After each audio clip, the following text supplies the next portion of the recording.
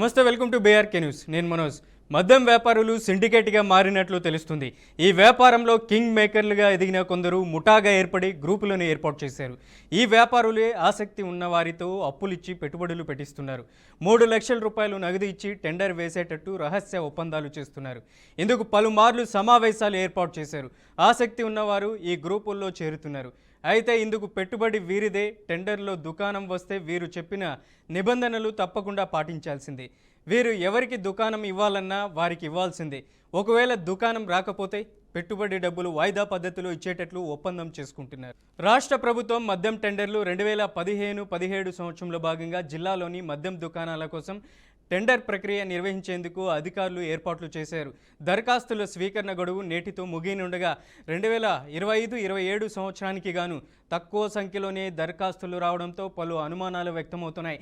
వచ్చే నెల 23న దుకాణాల లైసెన్సును కేటాయించేందుకు డ్రా తీయనున్నారు. డిసెంబర్ 1 నుంచి నూతన లైసెన్సులతో మద్యం దుకాణాలు కొనసాగనున్నాయి. ఇక గత ప్రభుత్వం మద్యం షాపులకు రిజర్వేషన్లను అమల్లోకి తీసుకొచ్చిన విషయం తెలిసిందే. ఈసారి కూడా కాంగ్రెస్ ప్రభుత్వం పాత రిజర్వేషన్లతోనే దరఖాస్తులు స్వీకరిస్తున్నట్లు పేర్కొంది. గౌడకు 15%, ఎస్సీలకు 10%, ఎస్టీలకు 5% షాపులు కేటాయించనున్నారు.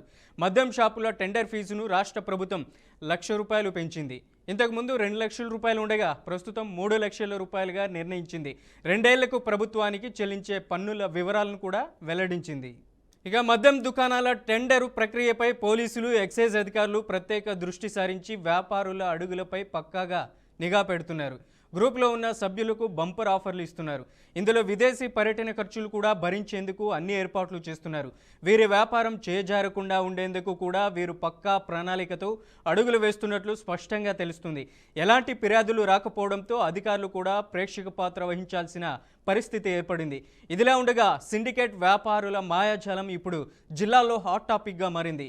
ఈ ప్రక్రియతో రాష్ట్ర ప్రభుత్వానికి భారీగా ఆదాయం గండిపడే అవకాశాలు ఉండడంతో పోలీసులు రంగప్రవేశం చేసినట్లు ప్రచారం జరుగుతుంది. ఇక రియల్ ఎస్టేట్, టెక్స్టైల్, రాజకీయ రంగాలకు చెందిన పెట్టుబడిదారులు కూడా ఈ పోటీలో దిగుతున్నారు. గతంలో 47 షాపుల కోసం 1067 దరఖాస్తులు వచ్చి ప్రభుత్వానికి 21.34 కోట్ల రూపాయల ఆదాయం వచ్చింది. ఈసారి దరఖాస్తుల సంఖ్య రెట్టింపు అవుతుందని, ప్రభుత్వానికి 40 కోట్ల ఆదాయం వస్తుందని ఎక్సైజ్ శాఖ చెబుతుంది. ఇక ఇదే అంశానికి సంబంధించి మనకు లైవ్లో అందించడానికి రవీంద్ర ఉన్నారు. రవీంద్ర, ఏంటి మద్యం షాపులకు గడువు ఇవాల్టితో ముగియనుంది? దాదాపు ఇప్పటికే నిన్న ఒక్కరోజు 25,000 దరఖాస్తులు వచ్చినట్లు మనకు సమాచారం అందుతుంది. క్రితంసారి 2 ఏళ్ల క్రితంసారి దాదాపు 1,00,000 పైన దరఖాస్తులు వచ్చాయి. ఈసారి అవి కేవలం 70,000కు కూడా మించినటువంటి పరిస్థితి ఉంది. ఏంటి అప్డేట్ ఏంటి?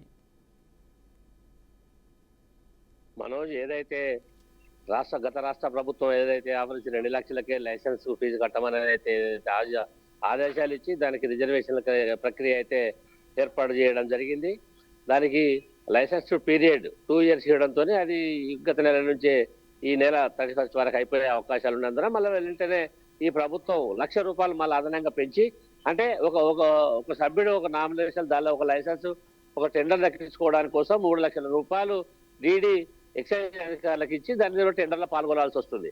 అందుకు కానీ ఇది రాకపోతే 3 లక్షలు లాస్ అవుతామన్న భావంతోనే ఇక్కడ ఒక సిండికేట్ మాఫీ అయితే జరగడం జరిగింది. గతంలో ఉన్నటువంటి ఎవరైతే టెండర్లు వచ్చిన వాళ్ళు సిండికేట్ అయ్యి 2-3 కలిసి తీసుకున్న దాఖలాలు ఉన్నాయి.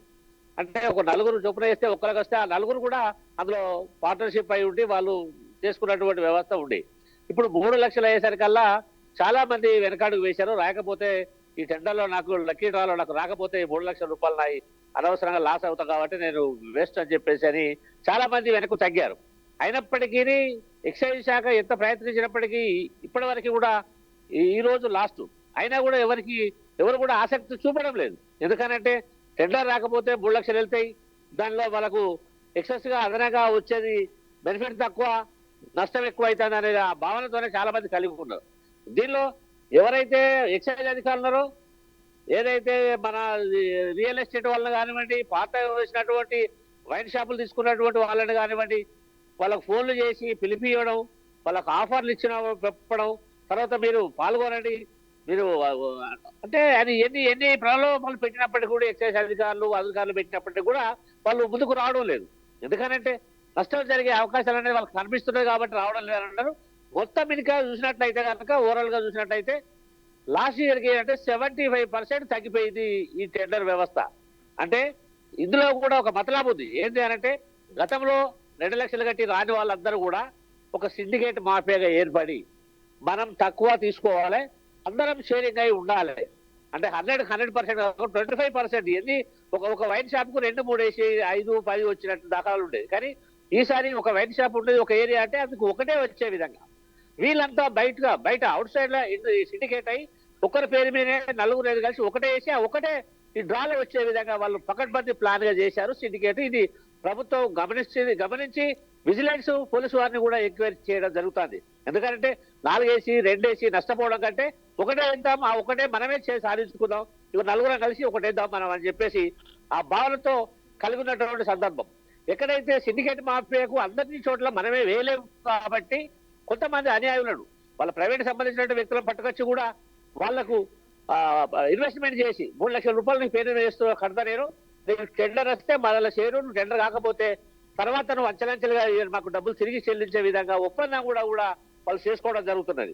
మొత్తానికి అయితే గతంలో పాల్గొన్న సిండికేట్ వ్యవస్థ ఏదైతే ఉందో ఈసారి భారీ ఎత్తున ప్రభుత్వం రుసుము ఏదైతే ₹1,00,000 అదనంగా పెంచిందో దానికి భిన్నంగా వీళ్ళు కూడా ప్లాన్ చేసుకొని 1-2 వేసుకొని నామమాత్రం వేసుకొని ఆ టెండర్ వాళ్ళే తీసుకునే విధంగా అయితే పకడ్బందీ ప్లాన్ గా చేశారు. 75% తగ్గిందని ప్రభుత్వానికి డీడీ రూపకంగా రాలేదు. కానీ అంతమంది సిండికేట్ అయితే వీళ్ళు బయట లోపాయకారికంగా ఒప్పందం చేసి ఒక షాప్ కు 1-2 వేసి ఆ టెండర్ వాళ్ళకే వచ్చే విధంగా పకడ్బందీ ప్లాన్ అయితే చేసుకున్నారు. మొత్తానికి అయితే ప్రభుత్వానికి భారీ ఎత్తున రెవెన్యూ అయితే లోటు జరిగే విధంగా అయితే ప్లాన్ చేసుకున్నారు. సిండికేట్ మాఫియా భారీ ఎత్తున కుంభకోణం అయితే జరుగుతుంది. మనోజ్, రవీంద్ర, అలాగే గతంలో ఉన్నటువంటి మద్యం షాపులకు ఏదైతే 2023-25 సంవత్సరానికి గాను 2 ఏళ్ల కాల పరిమితికి దాదాపు 1,00,000కు పైగా దరఖాస్తులు వచ్చాయి. అప్పుడు ప్రభుత్వానికి కూడా 2,700 కోట్ల రూపాయల ఆదాయం వచ్చింది. అప్పుడు కేవలం 2 లక్షల రూపాయలు మాత్రమే దరఖాస్తు ఫీజు ఉండేది. ఇప్పుడు దాన్ని ₹1,00,000 ఎక్స్ట్రా పెంచి 3 లక్షలు చేశారు. కానీ ఇప్పుడు చూసుకుంటే 70,000కు మించినటువంటి దరఖాస్తులు కూడా ఈరోజు చివరి తేదీ అయినా ఇప్పటికి కూడా 50,000 కూడా మించినటువంటి పరిస్థితి ఉంది. ఇక ఈరోజు కొద్దిగా సమయం ఉంది, ఆ సమయం లోపల 70,000 క్రాస్ దాటే అవకాశం ఉంది. కాకపోతే ఎలా చూడొచ్చు, ప్రభుత్వం టార్గెట్ ఈసారి 4,000 నుంచి 5,000 కోట్లు ప్రభుత్వం టార్గెట్ మద్యం దరఖాస్తుల్లో. కానీ కేవలం ఇక్కడ చూసుకుంటే ప్రధానంగా క్రితంసారి 2,700 కోట్లకు మించినటువంటి పరిస్థితి అయితే ఈసారి కనపడుతుంది అనుకోవచ్చా? ఇది ప్రభుత్వ ఆదాయానికి భారీగా గండిపడే అవకాశం ఉందంటారా?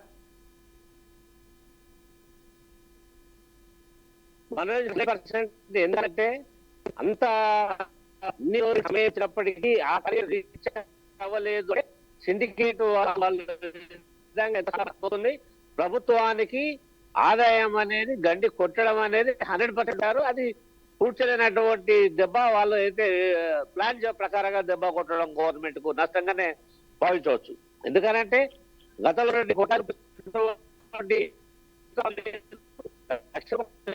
రుసుము పెంచిందో దానిపైన మాఫియా అంతా ఒక రింగ్ ముందు చెప్పాము. ఎందుకనంటే వాళ్ళు ఒక మ్యాప్ ప్రకారంగా ఖచ్చితంగా పాల్గొన్నారు. అంటే షాపులు వచ్చిన వాళ్ళు కానీ రీసెంట్ కానీ వాళ్ళు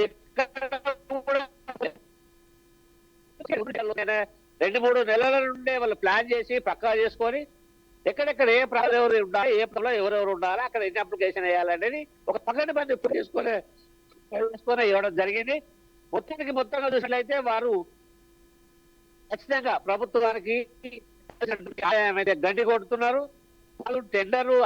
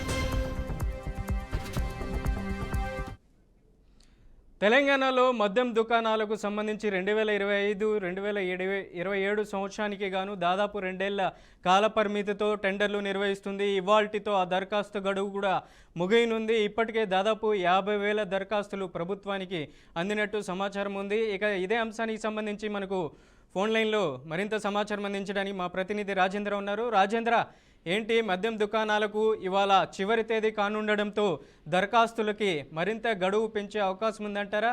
ఇదే చివరి తేదీ కానుందా?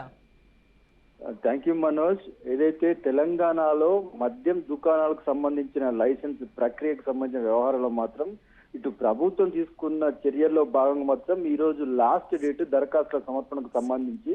అయితే ఇప్పటికీ ప్రభుత్వం ఆశించిన మేరకు దరఖాస్తులు రాని పరిస్థితి ఉండటంతో మరో వారం రోజులు పొడిగించే అవకాశాలు మాత్రం కనిపిస్తున్నాయి. ఈ రోజు ఈవినింగ్ వరకు ఎక్సైజ్ అండ్ ప్రొహిబిషన్ శాఖ హైయర్ ఆఫీసర్స్ మొత్తం ఈ విషయంలో అనౌన్స్ చేసే అవకాశాలు కూడా కనిపిస్తున్నాయి. ఇప్పటికే 50,000 మేరకు దరఖాస్తులు వచ్చినట్టుగా కూడా అధికారులు చెప్తున్న పరిస్థితి ఉంది. ఆల్మోస్ట్ 1,00,000కు పైగా దరఖాస్తులు రావాల్సి ఉందని చెప్పేసి అధికారులు అంటున్న పరిస్థితులు ఉన్నాయి. అయితే మొత్తం మీద మాత్రం ఈ లిక్కర్ మాఫియాకు సంబంధించిన డాన్లు కొందరు సిండికేట్ గా ఏర్పడ్డాయి. ఈ దరఖాస్తులను కుదింపు చేసే ప్రక్రియ కుట్ర జరిగిందనే ఒక బలమైన వాదనలు వినిపిస్తున్నాయి. ఎందుకంటే సిండికేట్ గా వ్యవహరించి షాపులు దక్కించుకునేందుకు కొందరు లిక్కర్ డాన్లు చేసిన కుట్రలో భాగంగానే దరఖాస్తుల సంఖ్య తగ్గిందనే వాదనలు కూడా బలంగా వినిపిస్తున్న పరిస్థితి కనపడుతుంది.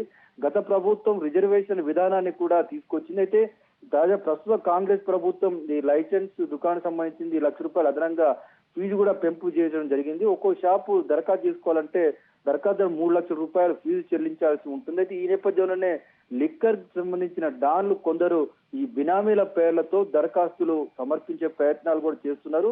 అట్ ద సేమ్ టైం అంటే ఆసక్తి ఉన్న వారికి కూడా ముందుగానే ₹3,00,000 డబ్బు చెల్లించి ఆ డబ్బు ద్వారానే వారు దరఖాస్తు చేయించుకునే విధంగా ప్లాన్ చేస్తున్నారు. ఈ డబ్బు ఒకవేళ షాపు రాని పక్షంలో ఆ ₹3,00,000 దశల వారీగా చెల్లించుకునే సదుపాయాన్ని కల్పించే విధంగా కూడా ఇంటర్నల్ అగ్రిమెంట్ చేసుకుంటూ కూడా ప్రచారం జరుగుతుంది. ఏదేమైనా ప్రభుత్వ ఆదాయానికి మాత్రం వందల కోట్ల రూపాయల గండి పడిందని మాత్రం ప్రస్తుతం జరుగుతున్న పరిణామాలు పరిస్థితులు బట్టి మనకు స్పష్టమవుతున్న పరిస్థితి కనపడతా ఉంది. ప్రభుత్వం ఏదైతే నిర్దేశించి దరఖాస్తుల సంఖ్యను అత్యధికంగా ఈసారి వస్తాయని ఆశించినప్పటికీ ఆ ఫలితం మాత్రం కనిపించిన పరిస్థితులు కనపడుతున్నాయి. ఇప్పటికే దరఖాస్తులు చేసుకోవాలని ఎక్సైజ్ శాఖ మాత్రం అనేక ప్రయత్నాలు చేసింది, అనేక కార్యక్రమాలు కూడా నిర్వహించిన పరిస్థితులు కూడా చూసాం మనం.